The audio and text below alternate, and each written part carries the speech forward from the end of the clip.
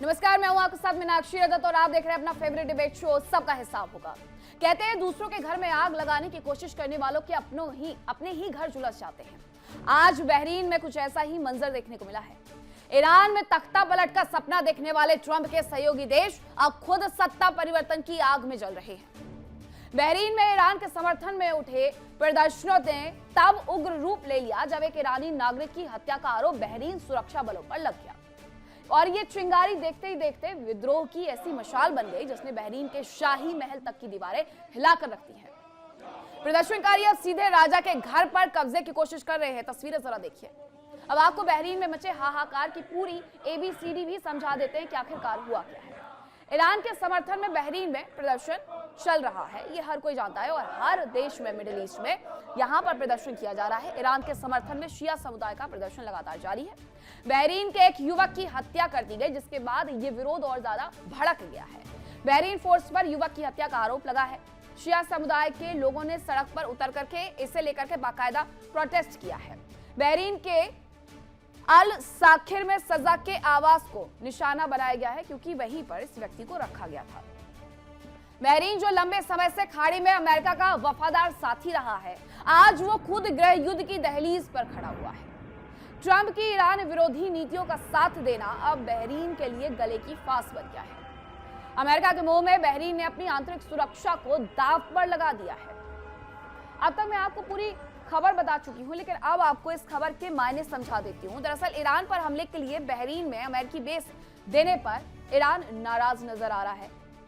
अमेरिकी सहयोगी देशों में सत्ता परिवर्तन की अब लहर जैसी उठ खड़ी हुई है। मिडिल ईस्ट में शिया समुदाय में ट्रंप की मदद करने वाले देशों के खिलाफ जमकर आक्रोश देखने को मिल रहा है और अमेरिका की मदद करने वाली सत्ता को बदलने के लिए रणनीतियां भी बदलते हुए नजर आ रही हैं। बहरीन की सड़कों पर मच रहे इस हाहाकार को देखकर एक ही मुहावरा याद आता है, बोया पेड़ बबूल का तो आम कहां से हुआ, और यही हो रहा है। दूसरों के तख्ता पलट की साजिश रचने वाला बहरीन आज खुद अपनी सत्ता बचाने की जद्दोजहद कर रहा है। अब सवाल यह है कि क्या बहरीन इस गृह युद्ध को रोक पाएगा या फिर अमेरिकी दोस्ती की कीमत उसे अपनी सल्तनत गवा करके चुकानी पड़ेगी। आज इसी मुद्दे पर डिबेट के लिए हमारे साथ खास पैनल जुड़ा है, उनसे रूबरू करवाऊंगी, लेकिन उसके पहले एक रिपोर्ट दिखाती हूं।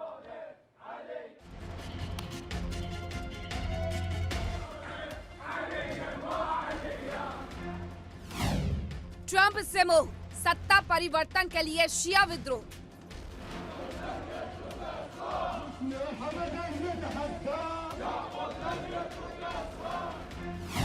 ट्रंप का टारगेट था ईरान, सहयोगी देशों का भुगतान।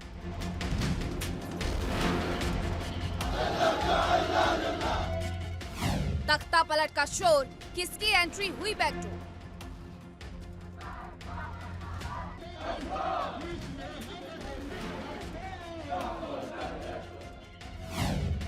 ईरान से जारी युद्ध, अमेरिकी सहयोगी देशों में गृह युद्ध।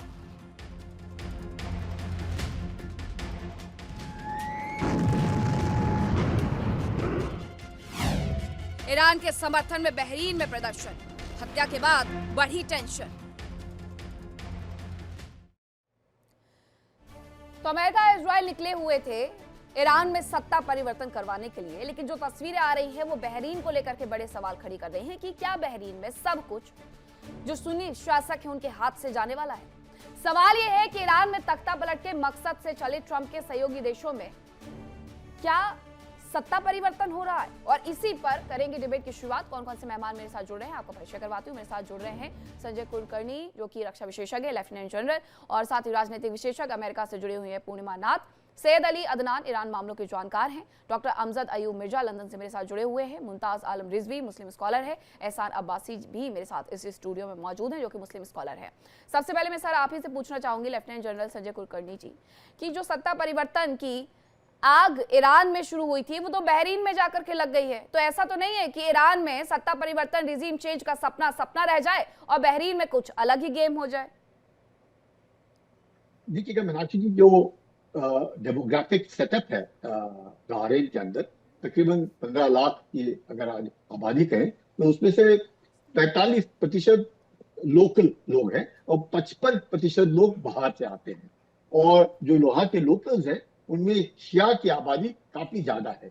तो उसको देखते हुए जिस प्रकार से एक आक्रोश खड़ा हुआ है, और बहरीन जो है एक ऐसा देश है जो जीसीसी यानी कि आज की तारीख में वो, क्योंकि बेसिस हैं, अमेरिकन बेसिस हैं, बहरीन हुआ, कतर हुआ, यूएई हुआ, आपका ओमान हुआ, ये जितने भी देश हैं ये माने जाते हैं ये कि ये अमेरिकन बेसिस यहाँ पे होने के कारण, और यहाँ की जितनी भी जो आज की तारीख में जो प्रॉस्पेरिटी है, जो उनमें जो रईसी देखी जा रही है, वो डायरेक्ट इन्वेस्टमेंट जहां से भी आए, क्या किसी में गैस, किसी में तेल, उसको सबको देख करके आज आए। ये सारे देश जो बने हैं तकरीबन, चाहे सऊदी अरेबिया आप छोड़ दीजिए जो 1932 के आसपास, बाकी सारे देश 1970 और 71 में ही बने हैं। तो ये नए देश हैं, नए जैसे, लेकिन बहरीन में शिया की आबादी ज्यादा है और सारे के सारे अपने अपने राजशाही ठाट है। तो ऐसे इसमें जरूर इस तरह के जब आक्रोश खड़े होते हैं तो बहुत थोड़ा सतर्क रहना पड़ता है। जबकि आबादी बहरीन के अंदर बाहर के लोगों की, यानी कि मैंने जैसे कहा 15 लाख अगर लोग हैं तो 8.5 लाख लोग बाहर के हैं, एक्सपैट्रिएट्स हैं, जिनमें सुन्नी भी है, शिया भी है, साउथ एशियंस भी हैं, अपने यहाँ के बहुत सारे लोग उधर हैं, नॉर्थ अफ्रीकन भी है, तो सब तरह के लोग हैं। लेकिन जो लोकल्स हैं वहां पे, वो जो है उनमें जरूर 61% लोग शिया की आबादी है। और इस तरीके की जब आक्रोश, जैसे मैंने कहा, उठता है तो जरूर थोड़ा सा झटका लगता है। तो बहुत मुश्किल है, क्योंकि जितने भी देश है ये एक मुनाकिल देश है, इनमें बहुत मुश्किल होता है सत्ता परिवर्तन करना और या करवाना, बिकॉज ये अमेरिकन बेसिस होने के नाते अमेरिकन सिक्योरिटी इनको प्रदान की जाती है, और ये सब के सब एक दूसरे के साथ दोस्ती बनाए हुए हैं, सारे के सारे सुन्नी देश हैं। लेकिन सर, जैसी सड़कों से तस्वीरें आ रही हैं, वो ये कह रही हैं कि अगर हर देश में लोग इसी तरीके से खड़े हो गए तो परिवर्तन कहीं ना कहीं तो हो जाएगा। सैयद अली अदनान जी, आप ईरान मामलों के जानकार भी है, ईरान से मेरे साथ जुड़े हुए हैं, तो जरा ये बताइएगा कि ईरानी लोगों के लिए जो तमाम देशों में लोगों के मन में एक इमोशंस देखने को मिल रहे हैं, वो हमने हर सड़क पर देखा है। हमने बहरीन में भी देखा है, हमने इराक की सड़कों की भी वो तस्वीरें दिखाई हैं, हमने तमाम देशों की वो तस्वीरें दिखाई हैं, और ये बताया है कि किस तरीके से ईरान के लोगों के साथ वहां के लोग खड़े हुए हैं। अब ईरान में सत्ता परिवर्तन होगा नहीं होगा ये तो बिल्कुल कहा नहीं जा सकता है, क्योंकि ऐसे हालात तो ईरान के फिलहाल नहीं बन रहे हैं। लेकिन कहीं ऐसा तो नहीं है कि बाकी तमाम मिडिल ईस्ट के जो देश हैं उनकी सरकारें ईरान के साथ खड़ी ना हो, लेकिन लोग खड़े हो गए तो बाकी देशों को भी झुकना पड़ जाएगा। जी बिस्मिल्लाहिर्रहमानिर्रहीम, बहुत शुक्रिया मीनाश्री जी और सारे पैनलिस्ट को, आपको और दर्शकों को मेरी तरफ से सलाम अर्ज है। बिल्कुल आपकी बात को ही आगे बढ़ाते हुए, ईरान, आपने अगर ये देखा हो कि खुद ये बहरीन पहले ईरान का ही हिस्सा था कि जो ईरान से अलग हुआ, जहाँ पर मेजॉरिटी जो है वो शिया लोगों की है। तो अभी फिलहाल मामला ये है कि अवाम जो है वो हर जगह की, ये पूरे, अगर अभी फिलहाल अगर आप सही से इलेक्शन भी करवा लीजिए, ये जो तानाशाही और जो बादशाही निज़ाम है ये कोलैप्स कर जाएगा। ये सिर्फ अपने जो है बादशाही निज़ाम के तौर पर वहाँ पे टिके हुए हैं। सारा मामला ये कि वहाँ की अवाम अभी भी जो है वो जो मुजाहमती महाज जो तहरीक है जो शुरू से 2011 में शुरू हुई थी, जिसको दबाने के लिए सऊदी अरब ने न जाने कितनी मिलिट्रीज भेजी, कितने मौके पर उनको दबाया गया, अलग अलग दुनिया के दूसरे मकामात से फौजें बुलाई जाती थी उनको दबाने के लिए। ऐसा नहीं कि वहां पर इसके पहले नहीं हुआ, ये एक छोटी सी चिंगारी थी जो जल रही थी। और आज जबकि यहाँ पर ईरान में इतने बड़े पैमाने पे डायरेक्ट पहली बार जो है वो ईरान और अमेरिका इस जंग में इन्वॉल्व हैं, और अमेरिका जो है इस पूरे मिडिल ईस्ट में छाया हुआ था, जिसकी बिना पर जितने भी छोटे मोटे मुकावमती महाज जो लोग अपने आप को आजाद करवाना चाहते थे, जो अभी तक दबे हुए थे, जिनको दबाया जा रहा था, उन सब को एक मौका मिल रहा है। इसीलिए आपके चैनल पर मैंने ये बात पहले भी कही है कि ये जंग सिर्फ किसी ईरान या अमेरिका के दरमियान की जंग नहीं है, बल्कि ये जंग जो है तमाम तर मजलूम और एक जो है तानाशाह के खिलाफ जंग है, जिसमें जिसको भी मौका मिलेगा। आप अभी सिर्फ बहरीन की बारी है, अभी आपने इराक में देख लिया, और अभी हिजबुल्लाह को आप देख रहे हैं। जहां जहां भी जो लोग दबाए जा रहे हैं, जिनकी जमीन को कब्जा किया जा रहा है, जहां के अपने जाती फायदों को लूटा जा रहा है, वहां के लोग उठेंगे। इनमें से बहरीन 2011 से धीरे धीरे आगे बढ़ रहा था। लेकिन अभी जो तस्वीरें आई हैं वो इसलिए आई हैं क्योंकि वहां पर 32 वर्षीय शिया एक्टिविस्ट मोहम्मद अल मोसावी की पुलिस हिरासत में मौत हो गई है। हर कोई जानता है, जैसा आपने भी इस बात का जिक्र किया है, कि वहां पर जो 60% आबादी है वो शिया समुदाय की है, लेकिन यहाँ जो शासक हैं वो सुन्नी समुदाय के हैं। तो मुमताज रिजवी जी, अभी ये वक्त शिया और सुन्नी से उलझने से ज्यादा अगर अमेरिका और ईरान को पीछे धकेलना है तो एक मुस्लिम देशों को साथ आने का है। वो सरकारें साथ नजर नहीं आती, लोग कमोवेश साथ खड़े हुए हैं, इस बात से इनकार नहीं किया जा सकता है। लेकिन अगर लोगों के साथ रहने से ये शिया समुदाय वाले ये इस तरीके से प्रदर्शन वहां शुरू हो जाए, ये क्लैशेस शुरू हो जाए, तो ये तो किसी के लिए भी अच्छा नहीं है, मुझे लगता है।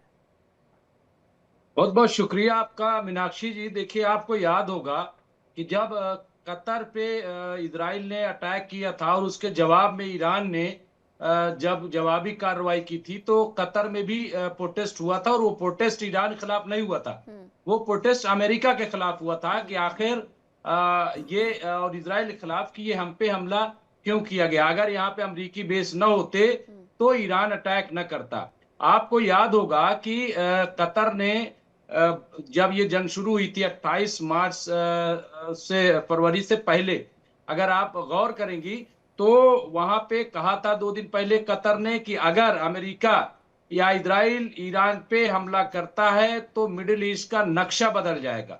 लेकिन मैं इससे आगे बढ़ के जा रहा हूं क्योंकि नक्शा तो बदल ही रहा है। मैंने कहा था कि नक्शा नहीं, नजरिया बदल जाएगा, नजरिया बदल जाएगा। आज मैं आपको बता रहा हूं, भले ही प्रोटेस्ट न हो रहा हो, लेकिन तमाम अरब जो मुल्क है वहां की जो आवाम है वो ईरान के साथ खड़ी है। और वो इसलिए नहीं खड़ी है कि ईरान के हमदर्द है, नहीं, इसलिए नहीं, बल्कि वो इंसानियत की हमदर्द है। क्योंकि इजराइल और अमेरिका जिस तरह से पूरी दुनिया को अपने कब्जे में करना चाहते हैं। फिर दूसरा गुस्सा एप्स्टीन का है। एप्स्टीन फाइल जो है कि जिसके लिए मैं तो समझता हूं कि इसी को दबाने के लिए आज किसी ने लिखा था एक पोस्ट में, मानता है, वहां कई रिपोर्ट्स में ये कहा गया है। क्या अमेरिका की तरफ से कई रिपोर्ट्स में ये कहा गया है कि एप्स्टीन से दिमाग भटकाने के लिए, ध्यान भटकाने के लिए ईरान वाली जो लड़ाई है वो शुरू कर दी गई है। वही मैंने कहा। देखिए, इससे पहले आपको मीनाक्षी जी याद होगा कि जब 5वें राउंड के बाद जून 2025 में हो गई थी अमेरिका के साथ ईरान की 5वें और 6ठे राउंड की बातचीत तय हो गई थी, तो इजराइल ने हमला कर दिया था। हमला क्यों किया था आप जानती हैं कि क्योंकि 70 बार किसी मुल्क का ये पहला शायद वजीर आजम होगा बेंजामिन नेतन्याहू कि जिसे 70 बार अदालत में हाजिर होना पड़ा, भ्रष्टाचार के मामले में, बदउनवानी के मामले में। आपको याद होगा 7 अक्टूबर 2023 से पहले से इजराइल में बड़े पैमाने पे प्रोटेस्ट चल रहा था। 8 महीने से लाखों लाख लोग सड़कों पे थे। तो तब भी लोगों ने यही कहा कि ये जो कुछ हुआ है ये जानबूझ करके किया गया ताकि जंग में इजराइल उलझा रहे और ये बचते रहें। इसी तरीके से जब एप्स्टीन फाइल आई तो उसमें मोसाद का नाम आया, इजराइल का नाम आया, उसमें अमेरिका और अमेरिकी प्रेसिडेंट का नाम आया। जब ये सारे नाम आए और इतना घिनौना, इतना डरावना कि शैतान भी हैरान होगा कि हम तो पीछे रह गए। यानी आप सोचिए, मासूम मासूम बच्चियां, आज वो मुद्दा कहां है आप बताइए? क्या वो मुद्दा जेरे बहस है? अगर ये जंग न छिड़ी होती तो आज सबसे बड़ा दुनिया का अगर कोई मुद्दा होता तो एप्स्टीन फाइल का होता, लेकिन आज वो नहीं है। इसलिए मुझे लग रहा है कि रिजवी जी उसी का मैं सवाल लेना चाहूंगी पूर्णिमा जी से कि पूर्णिमा जी, क्या ऐसा है जैसे कतर में हुआ कि लोग इस बात से नाराज नजर आते हैं, जैसा रिजवी जी ने जिक्र भी किया है कि वहां पर अगर अमेरिका के बेसेस नहीं होते तो कतर में वो हमले नहीं होते। क्या यही वाली गुस्सा, यही वाला नाराजगी जो है वो बहरीन में भी देखने को मिल रही है? Thank you so much for having me. नमस्ते, जय हिंद। बहरीन में 2 चीज़ हो रही है ना, एक तो यूएस बेस है, दूसरा आपकी शिया पॉपुलेशन ज़्यादा है।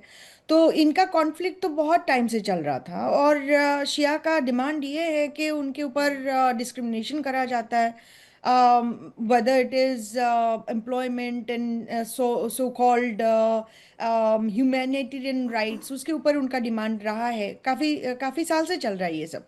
सो ये बिकॉज ऑफ अली खमेनीज किलिंग जो हुआ है ईरान में, अब शिया पॉपुलेशन बढ़ गया है। अभी इनको ऑब्वियसली ये they have taken it to the next level. तो मेरे ख्याल से जो रिजीम चेंज अमेरिका करने वाले थे ईरान में, ये बहरीन में ना हो जाए अनफॉर्चुनेटली। तो obviously Bahrain is America's friend and also one of the western allies. तो will have to see exactly वो कैसे मैनेज करते बहरीन को यहाँ पे।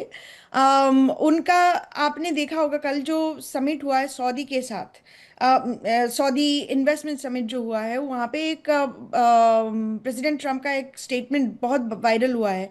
It is and I am ashamed to say that it has come from our president of America. The language that was used, it is extremely demeaning, and it's very insulting and belittling.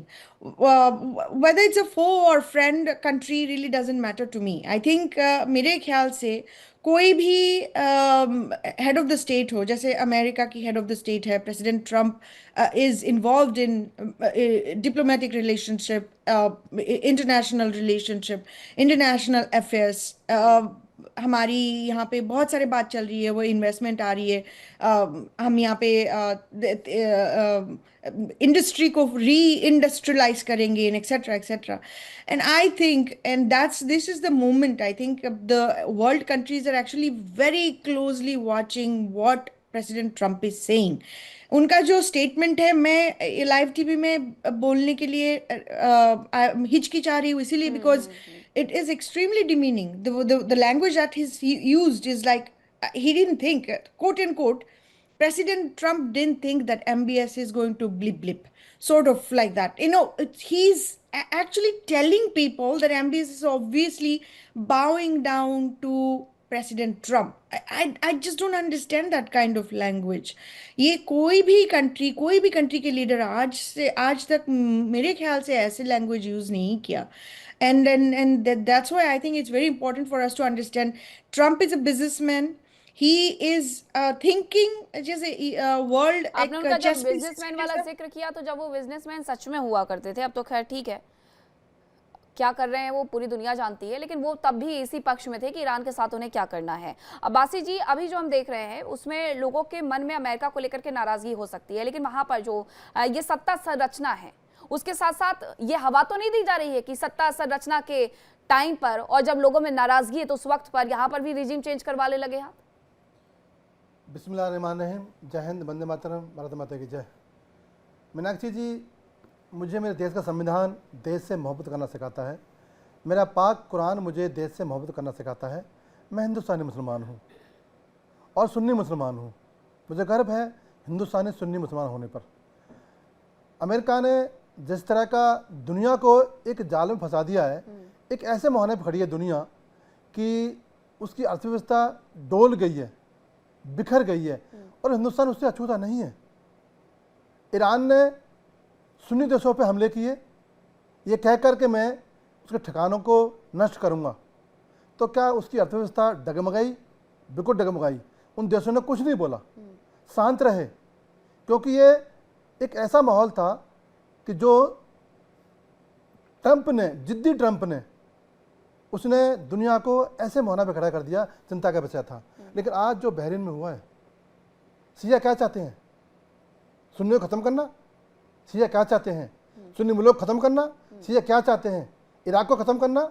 शिया क्या चाहते हैं? अरबों को ख़त्म करना। जहाँ पर मेरे हजूर सुबह कायनात का जन्मस्थली है, मेरा काबा है, मेरा मुकद्दस अल्लाह का घर है, क्या उस पर हमला करेंगे तो सुन्नी चुप बैठेंगे? ऐसा नहीं हो सकता। ठीक है, हम चुप रहे, क्या हमारा सब्र और इम्तहान देखोगे? देखना चाहते हो तो फिर आगे संभल के काम करना, क्योंकि सुन्नी चुप नहीं रहेंगे। हमने अपने ऊपर, असद के ऊपर, लड़ाई के ऊपर, हमने अपने देश के लिए, समाज के लिए और सुन्नी के लिए सदैव खड़े रहेंगे। अब्बासी साहब, कौन कर रहा है? क्यों गुमराह कर रहे हो? आपने देखा नहीं है, आंख बंद कर रखी है। दुबई की क्या हालत है, उसकी अर्थव्यवस्था खत्म हो गई है, कितना लॉस हो रहा है। सऊदी अरब का कितना लॉस हो रहा है। मोसाद के एजेंट को किसने पकड़ा था? आपने नहीं, एक मिनट अब्बासी साहब, एक मिनट रुकिए। अब्बासी साहब रुकिए।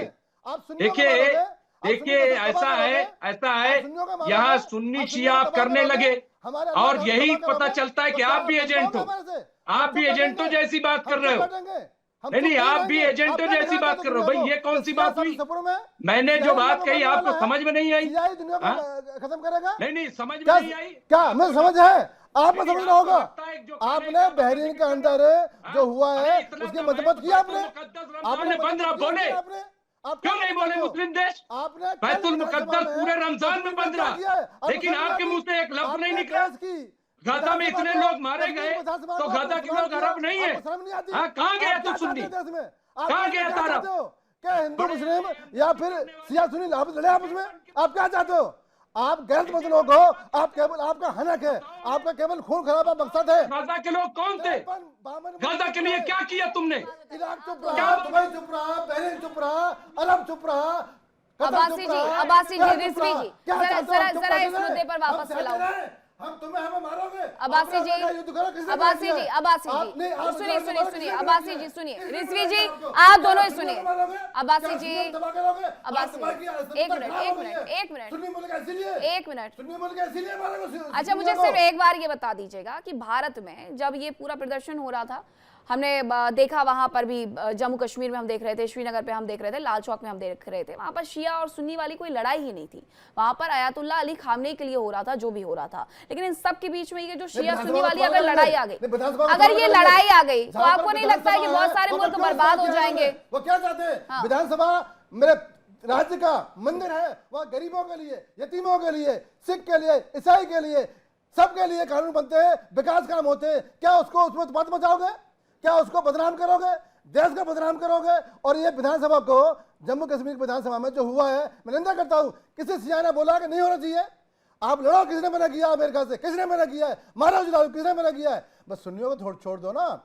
आपने सुन्नी दोस्तों में जो हमले किए हैं। रिजवी जी ने आपकी बात सुन ली। अरे भाई, तुम्हें पता ही नहीं कुछ, ना तुमको सब तुम्हें पता है। पता ही नहीं। मैं बताता हूँ मीनाक्षी जी, 30 सेकंड, मीनाक्षी जी 30 सेकंड, मीनाक्षी जी 30 सेकंड मुझे दीजिए, मैं इनको बताता हूँ। देखिए, मेंबर पार्लियामेंट रहे मोहम्मद अदीब, जो IMCR चलाते हैं, उन्होंने मुझे इंटरव्यू देते हुए कहा कि मैंने जब कहा ग्रेटर इजराइल की बात की, आप ये बताइए, बहुत हमदर्द बन रहे हो, ग्रेटर इजराइल बनाने की बात कौन कर रहा है? और ग्रेटर इजराइल में कितने स्टेट आते हैं पता है आपको अब्बासी साहब? कितने स्टेट आते हैं? क्या उसमें ईरान है क्या? बताओ, नाम बताओ, कितने स्टेट आते हैं, उनका नाम बताओ ग्रेटर इजराइल के जो जद में आएंगे। अरे पता है कि नहीं? नहीं, मैं बताता हूँ। अरे पता है कि नहीं? तुम्हारे घर छीन लोगे। सुनिए, उसमें लेबनान आता है, उसमें सीरिया आता है, उसमें मिस्र आता है, उसमें इराक आता है, उसमें फिलिस्तीन आता है, उसमें सऊदी अरब आता है। ये मिलकर के 7 स्टेट ग्रेटर इजराइल, लेकिन फिक्र ईरान को है और ये सो रहे हैं। मोहम्मद अदीब ने कहा कि ग्रेटर इजराइल तो बन गया। उन्होंने कहा ये सऊदी अरब को क्या समझते हो, ये UAE को क्या समझते हो, ये कतर को क्या समझते हो? ठीक है, बस रिजवी जी, लेकिन आप अगर ग्रेटर इजराइल की बात कर रहे हैं, उसमें लीबिया का पार्ट आता है, उसमें ईरान का पार्ट आता है, उसमें सऊदी का भी आता है, फिर शिया भी जाएंगे, सुन्नी भी जाएंगे। इसलिए आपस में अगर आप लोग भिड़ गए तो बहुत सी चीजें बदल जाएंगी। रशीद बलोच जी, इस पूरे मुद्दे पर अगर हम जियोपॉलिटिकल हिसाब से देखते हैं तो आप क्योंकि लंदन से जुड़े हुए हैं, तो ब्रिटेन को लेकर के भी तरह तरह के बयान अमेरिका की तरफ से दिए जाते रहे हैं कि जब हम उनसे युद्धपोत मांगते हैं तो वो नहीं देते हैं, तो ये कह दिया जाता है कि स्टारमर को कि वो खिलौने हैं, वो कुछ भी नहीं है। लेकिन इन सब के बीच में ये जो बहरीन में चीजें बदली हैं, ये कहीं ऐसा तो नहीं है बहरीन के साथ साथ सऊदी अरब में भी? क्योंकि एक खबर ये भी कहती है कि सऊदी अरब तो सीधे तौर पर ईरान के खिलाफ उतरना चाहता है। तो ये जो सबसे पहले ये कयास शुरू हुए थे कि ये लड़ाई पूरी शिया और सुन्नी वाली ना हो जाए, ये तो शुरू हो गई मुझे लग रहा है मिडिल ईस्ट में अब। Thank you very much. If we consider the war regarding Iran, besides the ethnic war, okay, I'll try my level best. देखिए, मैं ये कहना चाहता हूँ कि अगर ईरान की मौजूदा वार को हम देखें शिया और सुन्नी के तनाजुर में या इस्लाम के तनाजुर में, वैसे ही ईरान का जो सुप्रीम लीडर था खामनेई, वो अपने आप को एक इंसानियत पसंद या कि मुनसिफ के तौर पर पेश करता था, लेकिन ईरान के अंदर जो बाकी कौमें हैं उन पे 1925 पे शाह ईरान ने कब्जा किया, जिसमें बलूच हैं, कुर्द हैं, अरब आहवाज हैं। हालांकि आहवाजी अरब खुद शिया हैं, कुर्द और बलूच जो सुन्नी है, उसमें बाकी आज़री तुर्क हैं बाकी कौमें, उन पे खुद ईरान ने कब्जा किया है। उसके बाद जो खामेनेई रिजीम आया वो नेशनलिज्म कम शियाइज्म पे मबनी था, तो उसने बाकी कौमों को कौमी हवाले से भी उन पे जुल्म किया, उनका कब्जा बरकरार रखा, और उनको मजहबी हवाले से भी जो शिया भी थे सुन्नी थे उनको भी उसने नहीं छोड़ा। उसमें हजारों की तादाद में आवाज़ी अरब को मौजूदा रिजीम ने मार दिए, बलोचों की रोजाना की बुनियाद पर लाशें गिर रहे थे वगैरह वगैरह कुर्दों के साथ।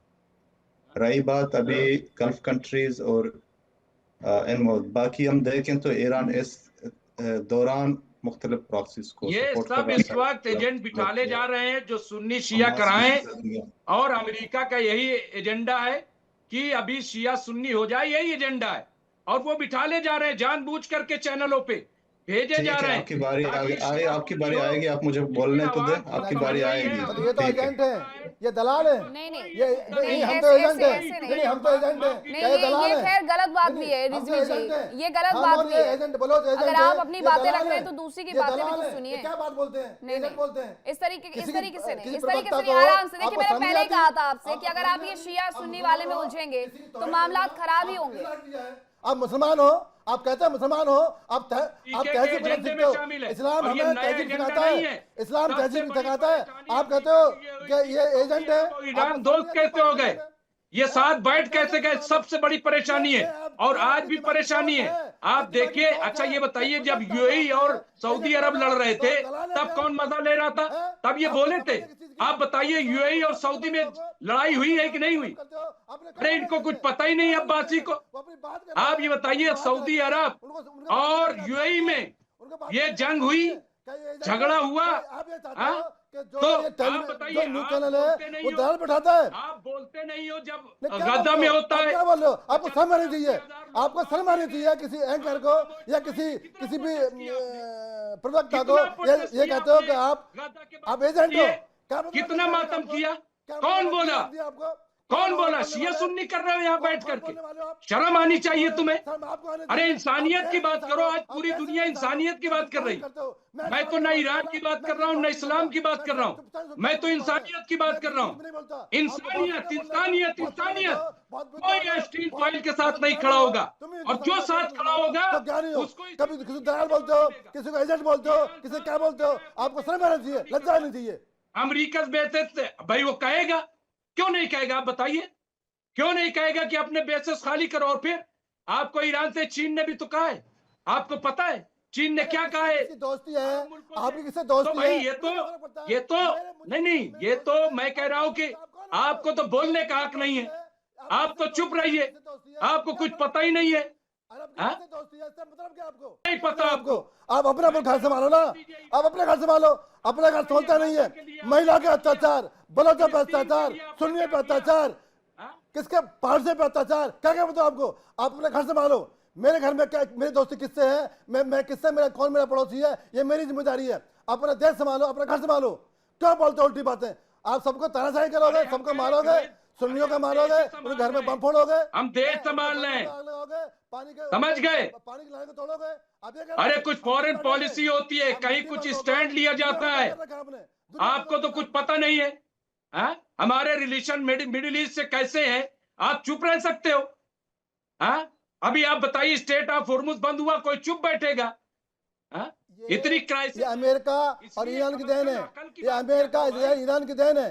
इनमें तीन लोग, तीन तिगड़ियां हैं, अमेरिका, इजराइल, ईरान। उसकी वजह से दुनिया तबाह है, दुनिया परेशान है। आज दुनिया बाकी सब क्या है?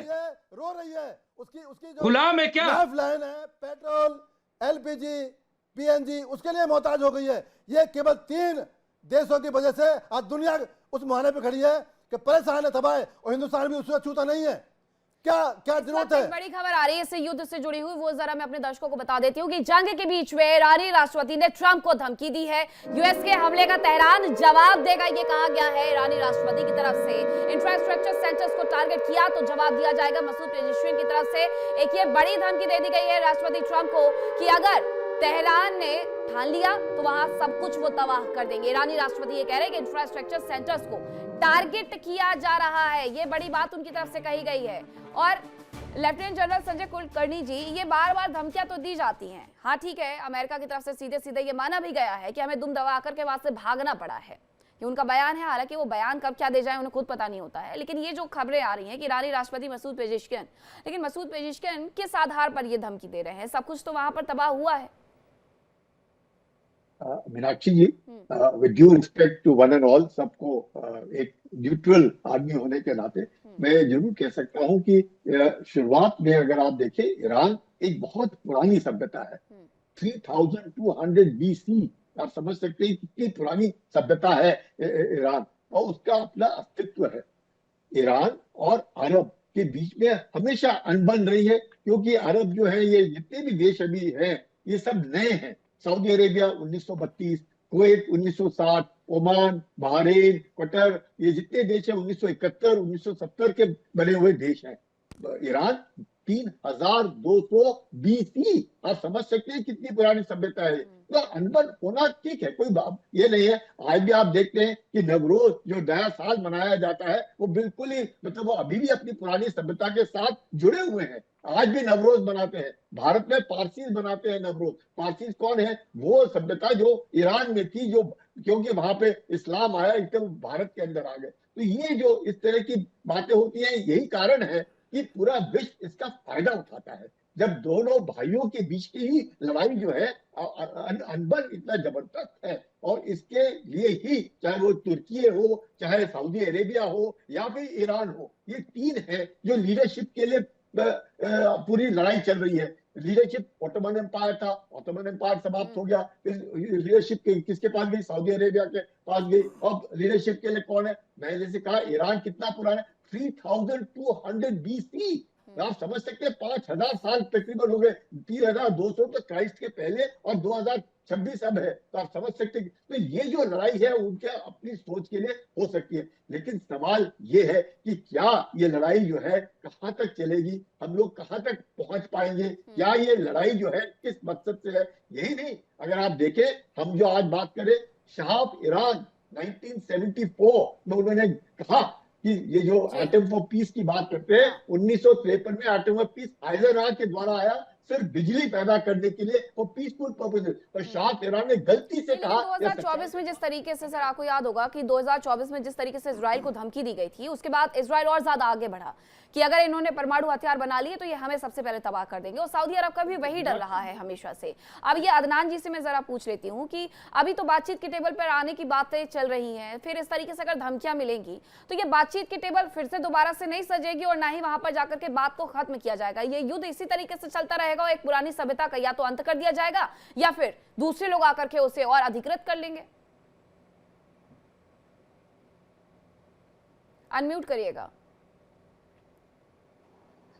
जी मीनाक्षी जी, बहुत शुक्रिया। दो बात मैं आपसे प्लीज करना चाहूंगा 1 से 1.5 मिनट के अंदर। पहली बात तो जो आपने कहा कि ये अगर धमकियों का सिलसिला चालू रहेगा तो जंग चलती रहेगी।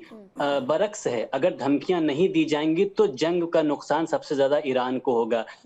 ईरान के पार्लियामेंट स्पीकर ने ये बात बहुत साफ कही कि हमें इस वाली जंग से ये सर्कल को तोड़ना है। War ceasefire, war ceasefire, war, इसको तोड़ना है। पिछली 12 दिन की जंग में ईरान पर जंग थोपी गई थी। ईरान ने सीजफायर उनके रिक्वेस्ट की बिना पर एक्सेप्ट की थी, और ईरान ने देखा 8 महीने के बाद फिर उन पर हमला हुआ। अब जो है ईरान इस बात को एक्सेप्ट करने वाला नहीं है। ये बहुत ही वाज़ेह क्लियर जवाब है। दूसरी बात, मैं मीनाक्षी जी बहुत ही अफसोस के साथ यहाँ पर कहना चाहूँगा कि हम लोगों का, खासकर मेरा, टाइम इतना बेकार या इतना फ्री नहीं है यहाँ पर आके मैं किसी फालतू की बहस में उलझूं। हम यहाँ एक पढ़ी लिखी सुलझी हुई बातें करने आते हैं। हमारे दर्शक, आपके दर्शक बहुत ही सुलझे हुए हैं। हम अगर, इमाम खुमैनी ने बहुत अच्छी बात कही थी, इस दुनिया में जहां कहीं भी दर्द हो, उस दर्द की वजह अमेरिका है। हर दर्द की एक दर्द हमारे पास जो है वो शिया सुन्नी का है। हम यहाँ शिया सुन्नी करके, आप समझ लें कि शिया सुन्नी की बू जहां आए वहां सबसे बड़ा फायदा अमेरिका का है। और मैं सबसे ज्यादा अगर बहुत ही अदब से कहूंगा, मेरे बड़े भाई हैं मुमताज साहब, कि जरूरी नहीं है आप उनका काउंटर जवाब दें, आप ही खामोश हो जाएं, लेकिन यहाँ पर अगर आप बहस करेंगे तो फायदा सिर्फ अमेरिका को होगा। और सबसे आखिरी बात मैं कहना चाहूंगा कि इस पूरे शिया सुन्नी के पीछे देखिए, आज अभी मैम ये जिक्र कर रही थी, इशारा कर रही थी कि इस ट्रंप ने कितने बड़े पैमाने पे जलील किया है आके MBS को। किस चीज के गुमान में हम लोग हैं? एक तरफ ये भी कहता है कि ये MBS मेरा जंग में सपोर्ट कर रहा है, और आके ये कहता है कि ये मेरे इतने गंदे अल्फाज कि मैं आपके सामने मीनाक्षी जी उन अल्फाज को दोहराना नहीं चाहता हूं, और फिर हम आकर कहें कि नहीं ये जंग जो है ईरान और अमेरिका की नहीं, ये जंग सिर्फ दो चीज की है, हक और बातिल, इस्तिकबार और मजलूमीन, जालिम और मजलूम की है। इस वक्त हमें अमेरिका को इस मिडिल ईस्ट से अगर नहीं निकालेंगे, ना फिलिस्तीन आजाद होगा और ना ही दुनिया में चैन और सुकून कायम हो पाएगा। अगर हम ये सोचेंगे बहरीन में शिया हैं तो यहाँ पर सुन्नी पर जुल्म हो रहा है, एक भी सुन्नी, आप खुद सुन्नी, मैंने भी ये बात आपसे कही, अगर खुद सुन्नी ममालिक में, सऊदी में, आपके कतर में, UAE में अभी आप इलेक्शन करवा दीजिए, वहां पे देखेगा इन तानाशाहों की कुर्सी खिसक जाएगी। तो हम इन बहस में ना उलझें, और आपसे गुजारिश है मीनाक्षी जी, अगर ये बहस हो इसको रोकें आप प्लीज। मैं पहले से इसीलिए ये कह रही हूँ कि अगर आप ये शिया सुन्नी में उलझ गए तो ये मामला शांत नहीं होने वाला है, क्योंकि हम तो हमेशा से इस डिबेट में खड़े होकर के यही सवाल पूछ रहे हैं कि जब सबसे ज्यादा जरूरत है ईरान को तो बाकी देश क्यों आखिरकार पीछे हटे हुए हैं?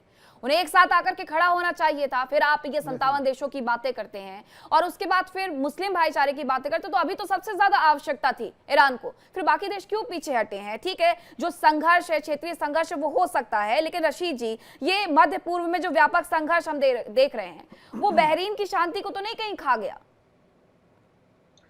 देखिए, ईरान, शायद मेरा मौक़िफ़ प्रोग्राम के तवज्जुह से तो थोड़ा मुख्तलिफ हो, लेकिन जो ईरान है वो तो हमेशा से गल्फ कंट्रीज़ में, मिडल ईस्ट में प्रॉक्सीज़ को स्पॉन्सर कर रहा है, ये कोई ढकी छुपी बात नहीं। बाकी रही, मेरे भाई ने कहा कि अली खामनेई रहबर आला, भाई इस्लाम कौन से इजाज़त देता है किसी के कत्ल की? जो रोज़ाना की बुनियाद पर ईरान में बाकी जो कौमें उनको ईरान की मौजूदा सरकार हर रोज़ का किलिंग उनकी हो रही है, हैंगिंग उनकी हो रही है, मैं आपको उसका जो है फिगर भी काउंट करवा सकता हूँ। रही बात इस रीजन में गल्फ कंट्रीज वर्सेस अमेरिका और इसराइल की, भाई आप कहते हैं कि अमेरिका शैतान है, अमेरिका तो अपने मुल्क से बाहर किसी पे जाके हमला कर रहा है, लेकिन ईरान तो उसी ईरान के अंदर लोगों को जो है उसने उसके लिए जिंदगी जहन्नम बना दी है। रही बात मौजूदा हालात की, इस हालात में अरब कंट्रीज में एथनिक वायलेंस को ईरान किसी भी वक्त उसको छेड़ सकता है, चाहे वो सऊदी अरब में हो, बहरीन में हो, कहीं भी हो। इस तरह के लोग बिठाले गए हैं जानबूझ करके, हमेशा इसको इस्तेमाल करता है। ईरान न्यूक्लियर, देखिए ईरान की जो मौजूदा हुकूमत है वो इस्लामी नजरिया कर लीजिएगा, जरा सुन लेने दीजिए प्लीज। हाँ, मौजूदा ईरान की जो हुकूमत है वो इस्लामिक नजरिया पर मबनी है। 12 जो इमाम हैं उनकी 12 जो इमाम है उनकी बुनियाद पर उसने बना। वो कहते हैं कि हम इसराइल को इस अस्ती से मिटाना चाहते हैं। जो ही जिस दिन 1981 को जब ये शिया रजीम आ गया ईरान में, उसने यही स्लोगन बताओ इसराइल कहाँ था? 48 में इसराइल कहाँ था? तो आप खामोश रहे ना, आपने पहले आपके दोस्त ने बताया था कि इल्मी बात करें, आप खामोश रहे, थोड़ा खामोश रहे ना। जर्मनी में किसने मारा था यहूदियों को? ईरान ने मारा था। होने से आप दलाइल को मसक नहीं कर सकते, जर्मनी में दलाइल को मसक नहीं कर सकते। अच्छा, और आ जाइए गाजा में किसने मारा? गाजा के बारे में क्या ख्याल है आपका? आपकी ईरान जो है वो इसराइल की वजूद से मुनकिर है, तो क्या इसराइल उसको फूल देगा उसके बदले में? वो तो भी उसको मारेगा।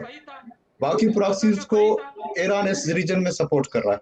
तो कहने का मतलब है, अभी हम देखें पाकिस्तान इसमें क्यों इतना इन्वॉल्व है, पाकिस्तान क्यों ग्रेटर इजराइल का कॉन्सेप्ट सही है? रशीद साहब एक एक का जवाब देते चलिए ना, जवाब देते चलिए। ईरान को जो पहला न्यूक्लियर सामान दिया था वो पाकिस्तान ने दिया था।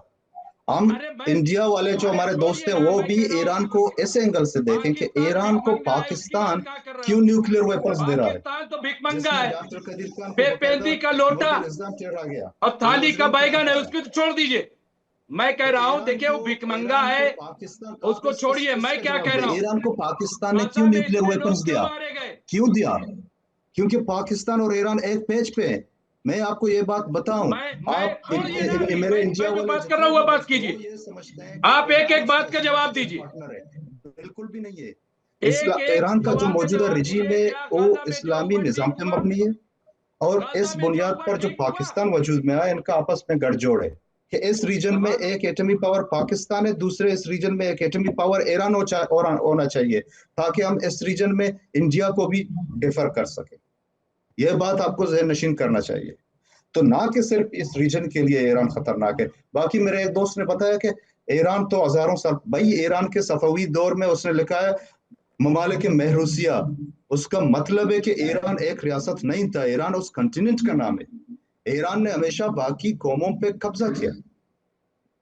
ईरान से पहले वहां एक सिविलाइजेशन था, माद सिविलाइजेशन। वो कहां से? ईरान की जो आप तारीख को देखें, ईरानी जो पारसी होते हैं वो तो कहते हैं कि हम पहाड़ों में रहते हैं। जब हम शहरों में आए हमने देखा कि वहां जो है माद सिविलाइजेशन रह रहे हैं और वो अनसिविलाइज्ड है। भाई पहाड़ से आप आ रहे हैं और वो कैसे अनसिविलाइज हो सकते हैं जहां पे 40 से ज्यादा लैंग्वेज बोली जाती थी।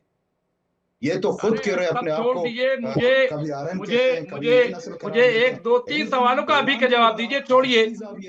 अभी अभी जो आप जिनकी आप तरफदारी कर रहे हो वो सिविलाइज्ड हैं। एप्स्टीन फाइल के बारे में क्या कहोगे? एप्स्टीन फाइल के बारे में बताओ। अभी अगर हम एप्स्टीन फाइल के बारे में बताओ, ये सिविलाइज्ड लोगों का काम है। लेकिन एप्स्टीन फाइल के बारे में बोलिए आप जरा। पाकिस्तान और ईरान का जो नेक्सस है अरे सीक्रेटली, एप्स्टीन फाइल वो के क्या बारे में कर रहे बोलिए, हैं? अमेरिका में क्या हो रहा है बताइए। सीक्रेटली प्लान कर रहे हैं, ईरान को एटम बम इजराइल प्रोवाइड के कर रहे अंदर हैं। क्या हो किस रहा है लिए? वो बताइए। तो इसके पीछे आगे अभी आपको हम कहते हैं ईरान कि की फिक्र है, मैं बता रहा हूं। मैं मुझे जवाब दीजिए ना। इस रीजन में किससे खतरा है हमें? मीनाक्षी जी, क्या मेरी इसमें आवाज ना बंद है क्या? ये सुन ही नहीं बिल्कुल रहे? आपकी आवाज आ रही है रिजवी जी, सारे सवाल भी वो सुन रहे तो हैं। मेरे सवाल का जवाब तो दे ये। अब वो जवाब देना नहीं चाहते हैं तो आप उनसे ये जबरदस्ती थोड़ी बुलवा फाइल, लेंगे। देखिए, आप 1948 का जिक्र कर रहे थे कि इजराइल कहाँ था। 1950 में ईरान ही वो देश था जिसने इजराइल को मान्यता दी थी। अब खबरों में और आगे बढ़ते हुए एक और खबर आ रही है कि ईरान के इस्फहान प्रांत पर एक और बड़ा हमला हुआ है और यहाँ घात लगा करके ईरानी आर्मी पर हमला किया गया है, अटैक किया गया है। ये बड़ी जानकारी आ रही है। 29 दिन बीत चुके हैं लेकिन युद्ध ना तो थम रहा है और ना ही कम होते हुए नजर आ रहा है, बल्कि खबरों पर खबरें आती जा रही हैं कि एक और हमला कर दिया गया है। ये इस्फहान प्रांत में किया गया है, घात लगाकर यहाँ पर ईरानी आर्मी पर अटैक किया गया है। पूर्णिमा जी, ये अमेरिका की तरफ से तो कह दिया गया कि वो पीछे हट रहा है कुछ वक्त के लिए, लेकिन इजराइल कहाँ अभी मानने वाला है? तो ऐसा तो नहीं है कि ये इजराइल और अमेरिका के बीच में भी अब तू मैं खैर सुनने में है कि सूत्र ये क्योंकि दावा कर रहे हैं कि दोनों एक दूसरे पर इस युद्ध की वजहों को डालना शुरू कर चुके हैं। अब ये जो ईरान में एक बार फिर से अटैक किया गया है तो ये इजराइल की तरफ से ही किया गया है या अमेरिका बैकडोर से अभी भी सपोर्ट कर रहा है इजराइल का? देखिए, जो प्रेसिडेंट ट्रम्प का बयान होता है और इनकी एडमिनिस्ट्रेशन से बयान आ रही है, दे आर वेरी कन्फ्लिक्टिंग। कभी लगता है कि Iran, United states is working with Israel, कभी लगता है कि एक्चुअली उनका जो गोल्स है, ऑब्जेक्टिव्स है, दे आर टोटली डिफरेंट।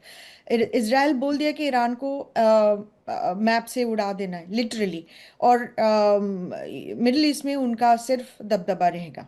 और यहाँ पे कभी कभी ये लगता है, प्रेसिडेंट ट्रम्प ये भी बोला है कि ईरान को हमने मैप से उड़ा ही दिया है। तो ये जो माफिया स्टाइल बयान आती है, कभी समझ में नहीं आता in terms of whether actually America wants regime change, एक वसाल स्टेट बना के उनका ऑयल कंट्रोल करना चाहते हैं और शिपिंग राउट्स को कंट्रोल करना चाहते हैं, and also obviously the US dollar. At the end of the day America को क्या चाहिए वो इम्पोर्टेंट है समझना। America wants dominance, no matter what happens, कितने लोग कहाँ मर रहे कोई फर्क नहीं पड़ रहा है, वो डोमिनेंस चाहते हैं। अब किसके थ्रू आ रहे हैं, कैसे आ रहे हैं, वो फर्क नहीं पड़ता। Historically speaking America has aligned with Sunni Muslim and Shia जो मुस्लिम है, at least for the last 45 years Sunni Muslim और उनके एलाइज जो है उनको क्रश करने की कोशिश कर रहे हैं। आपको मैं थोड़ी सी एक आंकड़ा देती हूँ ईरान के ऊपर। पिछले 45 ईयर्स में वेस्टर्न कंट्रीज में 12,880 प्रिसाइजली इतने सैंक्शंस लगाए, ऑलमोस्ट 13,000 सैंक्शंस, उसमें से 9,925 स्टिल एक्टिव है। अब ईरान की जो रियल है वो ऑलमोस्ट कोलैप्स्ड है, इन्फ्लेशन जो हाइपर इन्फ्लेशन हो चुकी है, उनकी जो इनकम है, ऑयल रेवेन्यू एब्सोल्युटली नेग्लिजिबल, सही तरह बिजनेस नहीं कर पाते। आप मुझे एक चीज़ बोलो, कोई भी कंट्री के ऊपर ये सिचुएशन होता, फॉरगेट अबाउट रिटालिएशन, वो अपने इकोनॉमी अपने कंट्री को संभाल पाता है कि नहीं? इंडिया के ऊपर अगर ऐसा सिचुएशन होता, आप अपने कंट्री संभाल पाते कि नहीं पाते? ईरान के लिए I am impressed one of the reason I am impressed about one situation because of all this restrictions, all this बाधाएं जो उनके ऊपर लगाए हैं, वो सिर्फ आप रिटालिएट नहीं कर रहे हो। और रिटालिएट किसको कर रहे, देखिए रिटालिएट अमेरिका को कर रहे हैं। अमेरिका का जहां जहां पे बेस है वहां पे कर रहे हैं। अब इजराइल के ऊपर इसीलिए अटैक हो रहा है कि इजराइल इज द, हमेशा अमेरिका यही कहता है कि Israel is the only country, the major country of Middle East, और हमारा दोस्त है, हमारा पार्टनर भी है, और दोनों एक साथ युद्ध भी लड़ रहे हैं अभी। सो आपका जो क्वेश्चन है यहाँ पे, इजराइल और अमेरिका का दोनों का ऑब्जेक्टिव्स डिफरेंट है from an analytical stand point, but दोनों साथ साथ है। अभी कल की बयान है, रूबियो ने बोला है आपकी फॉरेन मिनिस्टर मीटिंग में इन फ्रांस कि ये 3 to 4 वीक्स चलेगा। अब मेरे ख्याल से वो टाइमलाइन शायद सही हो सकता है, बिकॉज उन्होंने डोनाल्ड ट्रंप ने अपनी चाइना का विजिट चेंज करवा के, अभी मार्च एंड में जो था 31 को, वो चेंज करवा के वो मिडल ऑफ मई करवाया। सो वो बातचीत भी शुरू हो चुके हैं। आपको एक बात बताऊं, आपने नोटिस करा होगा कि डोनाल्ड ट्रंप जो शख्स किसी को रिस्पेक्ट नहीं देते इन वर्ल्ड स्टेजेस, जैसे बयान आती है, जैसे लैंग्वेज यूज करा जाता है। Recently just couple days ago he specifically wrote honorable president Xi of China in his truth social post. आपको ये शिफ्ट आपको नजर में आपको ध्यान में रखना चाहिए। This is the only country, this is the only leader he actually wrote honorable. क्यों? Because he is not able to directly go after China. तो चाइना के जो सो हिस्टोरिकली स्पीकिंग अभी क्या हो गया, शिया और सुन्नी का जो डिवाइड है, Shia Muslims because of this situation they allied with the China Russia axis, and जो अमेरिकन एलाइज है वो सुन्नी के साथ। पूर्णिमा जी, आपने कहा कि ईरान मिडिल ईस्ट में उन ठिकानों पर हमले कर रहा है जहां पर अमेरिका के बेस बने हुए हैं, लेकिन उसने आरामको पर भी हमला किया, अभी बहरीन में बापको पर भी हमला किया जो उनकी सबसे बड़ी तेल रिफाइनरी और उनकी आर्थिक रीढ़ की हड्डी है। तो ये बार बार निशाने पर आर्थिक जो रीढ़ की हड्डी है उन्हें क्यों लिया जाता है रिजवी जी? अगर उन जगहों को आप निशाना बनाएंगे तो फिर वहां से भी कुछ ना कुछ तो पलटवार होगा, और अगर ये पलटवार हो गया तो मिडिल ईस्ट में क्या हो जाएगा? हम और आप सिर्फ और सिर्फ अंदेशा और अंदाजा ही लगा सकते हैं कि अगर आप आरामको में निशाना बना रहे हैं, आप बापको को निशाना बना रहे हैं, आप उनकी रीढ़ की हड्डी आर्थिक तौर पर तोड़ रहे हैं, तो आप समझ लीजिए कि बाकी देश भी सीधे सीधे आकर के जंग लड़ना शुरू कर देंगे फिर तो। रिजवी जी, आप ही से सवाल। नहीं, मैं ये कह रहा हूं, देखिए आरामको आप ये बताइए किसकी कंपनी नंबर 1। दूसरा ये कि उसी अरब मुल्क ने मोसाद को पकड़ा था, किस तरह से इंटरनल जो अटैक हो रहे हैं बार बार। आप बताइए, जब ईरान के अंदर इंटरनल अटैक हो सकते हैं ड्रोन के जरिए और न जाने क्या क्या किन किन चीजों का इस्तेमाल करके, तो दूसरे मुल्कों में क्यों नहीं हो सकते हैं? ईरान बार बार कह रहा है कि हमारा टारगेट सिर्फ जो बेसेस है वो है होटल्स पे जो किए हैं, जहां जा करके पनाह लिए हुए थे, ईरान ने उनको पिन आउट करके वो किया है। तो इसलिए, और ईरान बार बार कह रहा है कि इन बेसेस को हटाइए क्योंकि यहीं से हम पे अटैक होता है, यहीं से हमें खतरा है और यहीं से हम जो है मारे जाते हैं। तो ये ईरान का बिल्कुल साफ है और क्लियर है। और ये बात आपको याद होगा, मोहम्मद बिन सलमान ने ये बात कही थी जंग शुरू होने से 3 दिन पहले। कहा था उन्होंने कि अगर अमेरिका और इजराइल ईरान पे अटैक करते हैं और जवाबी अगर कार्रवाई ईरान करता है बेसिस पे, तो वो अरब पे अटैक नहीं माना जाएगा। ये आप उठा करके बयान देख लीजिए, ठीक है। इसके अलावा ये भी तो कह रहे थे कि हम किसी भी देश पर कोई हमला नहीं करेंगे, लेकिन आईआरजी से उस पर भड़क गया, वो बयान भी तो था सर। नहीं, एक मिनट देखिए, मैं दूसरी चीज बता रहा हूँ। इसी तरह से जो सऊदी अरब के विदेश मंत्री हैं, उन्होंने एक बयान जारी किया जंग शुरू होने के 1 हफ्ते बाद। उन्होंने कहा कि मैं 36 साल से इस अकीदे पर था कि अमेरिका हमारी मदद कर रहा है, लेकिन ये गलत है, हम तो अमेरिका की मदद कर रहे हैं।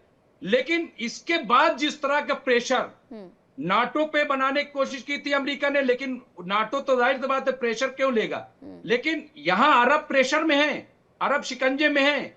अरब इतनी आसानी से अमेरिका के शिकंजे से नहीं निकल सकते, क्योंकि ये दूध देती हुई गाय हैं। और अभी जब ट्रंप बने थे, 3 दिन के दौरे पे आए थे, आपको पता है ना, उसमें कतर गए थे, सऊदी अरब गए थे, यूएई गए थे, और कितना बड़ा सौदा किया था। कितना बड़ा, और सौदा किस इसीलिए बुनियाद बाकी पे लोग कि चुपचाप साहब बैठे। आप हमें पैसे दीजिए, हमसे हथियार लीजिए, क्योंकि ईरान बहुत बड़ा थ्रेट है आपको लिए। लेकिन सच्चाई ये निकल के आई कि ईरान नहीं, जब कतर पे अटैक कर दिया इजराइल ने, तो चीजें निकल के आई कि ईरान नहीं बल्कि इजराइल थ्रेट है बहुत बड़ा। तो ये सब देखिए, मैं एक चीज एक जुमले में पूरी बात कह दूं, अमेरिका इजराइल को जंग से प्यार है, क्योंकि इनकी तजारत हथियार है। ठीक है, कुल मिला करके दुनिया में अफरा तफरी मचाने वाले, आप बताइए क्यों इस्तीफे हो रहे हैं अमेरिका के अंदर? उसके लिए ईरान जिम्मेदार है क्या? क्यों प्रोटेस्ट हो रहा है अमेरिका के अंदर? क्यों प्रोटेस्ट हो रहा है खुद इजराइल के अंदर? अगर इतना इजराइल पाक साफ है तो मीडिया को अलाउ करे ना, कि बढ़िया दिखाए न्यूज वहां की, क्यों अलाउ नहीं करता? तो ये तमाम ऐसी चीजें हैं, देखिए इनको कोई मतलब नहीं है, इंसानियत से लेना देना नहीं, इनको मतलब है झगड़े कराओ, लड़ाई कराओ, असलहे बेचो। अभी देखिए जो अमेरिका का एक ऑफिसर है, वो निकल के जब इस्तीफा रिजाइन करने के बाद क्या कहा, आईएसआईएस और अलकायदा को बनाने वाला कौन था? यही अमेरिका। आप बताइए सीरिया में, ये जो बोल रहे थे अभी, सीरिया में जो जुलानी को लाया गया, तो ये जुलानी कौन था? किसने इस पे टेररिज्म का इल्जाम लगाया था? किसने 88 करोड़ रुपया का इनाम रख रखा था? और आज जो दूध का धुला हो गया, आज क्यों? क्योंकि यूज करना है। अमेरिका को किसने क्लीन चिट दी? किसी ने क्लीन चिट नहीं दी, ना अमेरिका को दी ना इसराइल को दी। कौन खड़ा हुआ है? अमेरिका और इसराइल को क्लीन चिट किसने दी? आपने नेटो का नाम ले लिया, मैंने शुरुआत में ब्रिटेन का नाम ले लिया, आप यूरोपीय देशों का हाल भी जानते हैं। कौन खड़ा हुआ है? कोई नहीं खड़ा हुआ है। नहीं, कहां नहीं खड़ा? मैं क्या कर, अमेरिका और इसराइल के साथ ना तो कोई खड़ा हुआ है और ना ही उन्हें कोई क्लीन चिट दी जा रही है। कोई नहीं खड़ा हुआ, मैंने वही तो कहा। नहीं, कोई नहीं खड़ा हुआ, मैं वही तो कह रहा हूँ, सब ने, लेकिन वो प्रेशर में नहीं आए। लेकिन ये सब जो तमाम देश है वो प्रेशर में है, आपका ये कहना है सीधा सीधा। ठीक है, अभी एक और जानकारी आ रही है कि दक्षिण लेबनान में, क्योंकि आईडीएफ की तरफ से लगातार हमले किए जा रहे हैं, और दूसरी तरफ वहां पर जो पत्रकार पहुंचे हुए थे कवरेज करने के लिए दक्षिण लेबनान में, उस दौरान 2 पत्रकारों की मौत हो गई। दक्षिण लेबनान में इजरायली हमले में 2 पत्रकार मारे गए हैं, पत्रकारों की गाड़ी को निशाना बनाया गया है।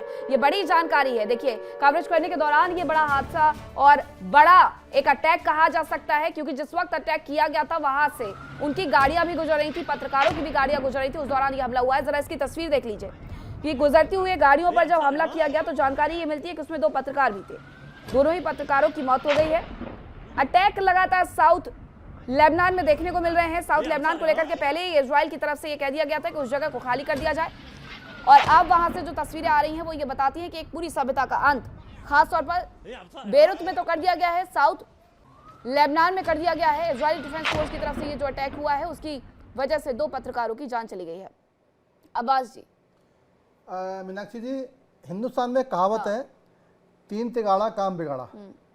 इन 3 देशों ने दुनिया को ऐसे मुहाने पर खड़ा कर दिया है कि शायद आज वो सोच रहे हैं कि हम कैसे अपने को आगे सर्वाइव कर सकते हैं, क्योंकि जो रीढ़ की हड्डी है वो दुनिया की है, और दुनिया की जो रीढ़ की हड्डी है वो इन तीनों देशों के कब्जे में आ गई है।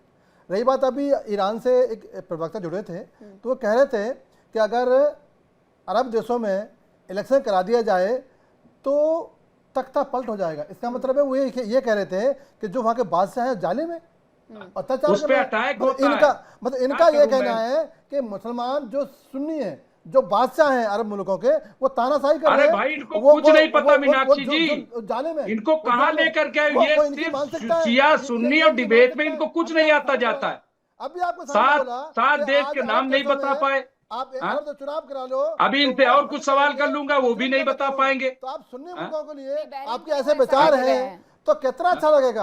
आप बैठकर टेलीविजन पर ये कह दोगे कि आज अरब देशों में इलेक्शन करा लो तो गद्दी छोड़नी पड़ेगी। इसका मतलब ये है कि अरब जो ममालिक हैं, जो बादशाह हैं, वो जालिम है तुम्हारी निगाह से, वो जुल्म कर रहे हैं जनता के ऊपर, जो जैसे आपने किया था महिलाओं के ऊपर, जैसे आपने किया था कुर्द के ऊपर, जैसे आपने किया था बलोचों के ऊपर। अरे तो कोई मार देगा क्या? आप ऐसा कर रहे हैं। अच्छा, ईरान में महिलाओं पे जुल्म हो रहा है, सऊदी अरब में क्या हो रहा है, चलो बताओ। प्लीज एक सऊदी अरब में क्या हो रहा है? वहाँ पे फिर तो पाबंदी नहीं होनी चाहिए। अच्छा, सऊदी में डेमोक्रेसी होनी चाहिए कि नहीं, बताओ। ईरान में डेमोक्रेसी है, सऊदी में होनी चाहिए। हिमायत कर रहे हो? चलो बताओ, जो अरब ममालिक है, जो बादशाह बने बैठे हैं, यहाँ डेमोक्रेसी होनी चाहिए कि नहीं? मैं शांति का समर्थक हूँ। अब आसिफ जी, सुन लीजिए, फिर उसके बाद शायद आप समझ पाए क्या कह रहे हैं। बोलिए रिजवी जी। नहीं, मैं इनसे ये कह रहा हूँ कि चलिए, बहुत अच्छी ये बात कर रहे हैं, जैसे ईरान में चुनाव होता है, क्या ये इसकी हिमायत करेंगे कि सऊदी अरब और तमाम जो बादशाह बने बैठे यहाँ चुनाव हो? डेमोक्रेसी की आप हिमायत करेंगे? करते हैं? होना चाहिए चुनाव? मैं अपने देश के संविधान को, चुनाव होना चाहिए। मैं अपने देश के लोकतंत्र के पर्व को, मैं अपने चुनाव को मैं मानता हूँ। कौन सा मुल्क क्या कर रहा है वो उसकी जिम्मेदारी है। कौन सा मुल्क क्या कर रहा है वो उसकी जिम्मेदारी है। वो क्या कर रहा है क्या नहीं कर रहा है वो उसका अपनापन है। वो आप ईरान के बारे में कह रहे हो। अरे भाई, मैं कह रहा हूँ कि आप ये बताओ ना, वहाँ पे चुनाव होना चाहिए। क्या अमेरिका ने कभी कहा कि यहाँ चुनाव क्यों नहीं होता, यहाँ डेमोक्रेसी क्यों नहीं है, यहाँ बादशाह क्यों है? आप बताइए, कभी अमेरिका के मुंह से सुना? क्योंकि ये दूध देती गाय हैं, इनसे उनको दूध दूना है, इनसे माल कमाना है। इनसे वो भी मुसलमान है, वहाँ पे वो भी मुसलमान है, वहाँ पे सुन्नी भी है, वहाँ शिया भी है। वहाँ देखो वो क्या कहता है, आपको अरब की चिंता है। आपके पड़ोसी मुल्क में पाकिस्तान तख्ता पलट करता है, उसकी चिंता आपको नहीं है। आपको अरबों की चिंता है, क्योंकि आपको खटकते हैं अरब खटकते हैं आपको। हम तो आपकी बात पूछ रहे हैं, हमें अरबों की चिंता नहीं है। नहीं, ये तो देखिए, सऊदी अरब और ईरान ने दोस्ती करके बड़ा अच्छा काम किया है, और आज भी वो रिलेशन है। मैं आपको बता दूं, आज भी वो रिलेशन है, आपको पता नहीं है। अंदर वो रिलेशन बहुत स्ट्रांग हो रहे हैं।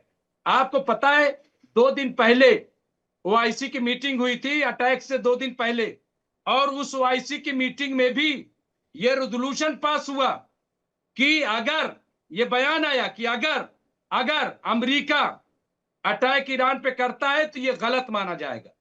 आप उठा करके पढ़ लीजिए। सारे मुल्क कह रहे हैं, हम भी कह रहे हैं, हम भी तो कह रहे हैं, सारे अरब मुल्क कह रहे हैं। बट आप ये कह दो अरबों को कि ये जालिम है, इनको तख्ता पलट दो, इनको हटा दो, इलेक्शन करा दो। कौन कह रहा है? कर दिया है। कौन कह रहा है? अदनान जी कह गए हैं। चलिए ठीक है, अदनान जी तो चले गए, लेकिन खबर ये है कि ईरान के लूजर वाले बयान पर ट्रंप ने पलटवार किया है। उन्होंने कहा है कि मैं लूजर्स के साथ समय बिताता हूं, लूजर्स के साथ समय बिताने में मुझे अच्छा लगता है, मुझे बहुत सफल लोग नापसंद है, सफल लोगों की कहानियां सुननी पड़ती है, मेरी सफलता की कहानी सुनने वाले लोग पसंद है। तो ये तमाम बयान उनकी तरफ से आते रहते हैं। पूर्णिमा जी, अब इस बयान का और क्या मतलब निकाला जाए कि मैं लूजर्स के साथ समय बिताता हूं, लूजर्स के साथ समय बिताने में अच्छा लगता है, ये नेटो के लिए कह रहे हैं क्या? I'm ashamed that हमारे कंट्री की प्रेसिडेंट और सबसे पावरफुल कंट्री की प्रेसिडेंट इस तरह का बयानबाजी कर रहे हैं। I don't know what to say. I've lost it in the sense that एक हमारी जो कंट्री की प्रेसिडेंट है, उनको अब ये करना चाहिए था कि समझना चाहिए था दुनिया किस तरफ जा रही है। एक यूनिपोलर वर्ल्ड से मल्टीपोलर वर्ल्ड तक पहुंच चुके हैं। ये जो invasions, regime change, coups and attacks, decapitation, strikes, this is not really working anymore. I think आप सबके हाथ में एक आईफोन जैसा स्मार्टफोन आपने पकड़ा दिया है। पहले जैसे न्यूज़ आती थी सिर्फ टीवी स्टेशन पे, वो अप्रूव्ड न्यूज़ आती थी। अब लोग खुद ही रिसर्च कर सकते हैं अगर समय है तो उनके पास। तो थोड़ा सा चेंजेस तो आया है मार्केट में, लोगों का व्यूज़ चेंज हो रही है। जैसे यहाँ पे पहले जैसे इजराइल के साथ एकदम literally connected in the hip, this is still the case, but at the same time अब पिछले 2 साल में आपने देखा होगा पैलेस्टाइन के लिए जो सिंपैथी वो बढ़ा है। अक्टूबर 7 के बाद इजराइल के साथ सिंपैथी बहुत था, लेकिन इतनी तबाही क्योंकि लोगों ने देख ली। बिल्कुल सही कहा आपने पूर्णिमा जी, क्योंकि लोगों ने इतनी तबाही देख ली कि लोगों की इंसानियत थोड़ी तो जाग गई। बहुत धन्यवाद आप सभी का मेरे साथ चर्चा का हिस्सा बनने के लिए, मेरे साथ शामिल होने के लिए। फिलहाल वक्त एक बार छोटे से ब्रेक का है, कहीं मत जाएगा। इंडिया डेली अब आपके स्मार्ट टीवी पर भी मौजूद है। इंडिया डेली 24/7 अब इन सभी प्लेटफॉर्म पर लाइव देखिए।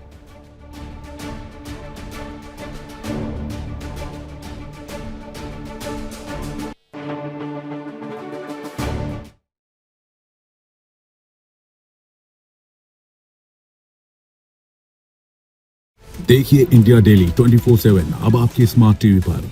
इंडिया डेली मौजूद है सभी डिजिटल प्लेटफॉर्म पर लाइव और लगातार। इंडिया डेली 24/7 हर दिन राष्ट्र को समर्पित।